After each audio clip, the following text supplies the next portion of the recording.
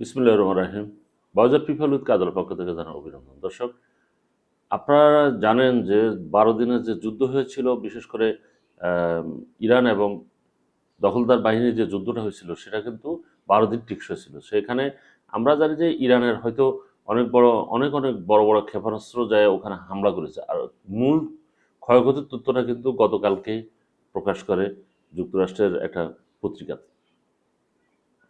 তারা বলেন সেখানে প্রায় ৫০ কোটি মার্কিন ডলারের ক্ষেপণাস্ত্র আকাশ প্রতিরক্ষা ব্যবস্থা ধ্বংস হয়ে গেছে।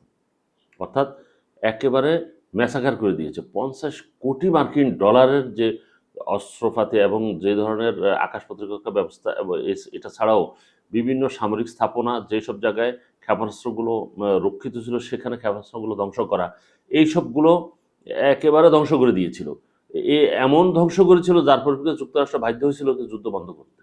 নচেত কখনোই এই যুদ্ধ বন্ধ করার মতো কোনো পদক্ষেপ ওরা নিত না।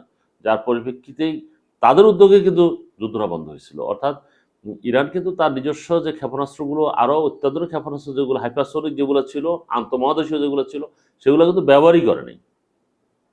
শুধুমাত্র পুরোনো মডেলের কিছু আর লেটেস্ট একটা ক্ষেপণাস্ত্র যেটা ওরা ব্যবহার করেছিল সেটাতেই কিন্তু ওরা কাবু হয়ে যায়।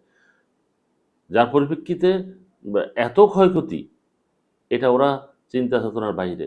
তো সম্ভবত ওরা আর কখনো সাহস করবে না এই জাতীয় ক্ষেপণাস্ত্র অথবা অন্য কোনো হামলা করার সুযোগ, এবং ওরা চিন্তাও করবে না যদি সর্বোচ্চ প্রতিরক্ষা ব্যবস্থা না নিয়ে ওরা কখনোই হামলা করার চিন্তা করবে না বলে এটা বিশেষজ্ঞরাও মনে করছেন। এটা ছাড়াও এখন তো ওরা খুব ভয়ে আছে, কারণ বিশেষ করে কাতার হামলা করে কিন্তু আরও বেশি সমস্যার ভিতরে আছে। কারণ কাতার এখন জিসিসি, যেটা উপসাগরীয় যে ৬টি দেশ মধ্যপ্রাচ্যে, সেই দেশের একটা ওরা সংস্থা আছে, তারা কিন্তু আলাদা একটা জোট করেছে যে একটা দেশকে হামলা করলে অন্য দেশগুলো তার পাশে দাঁড়াবে।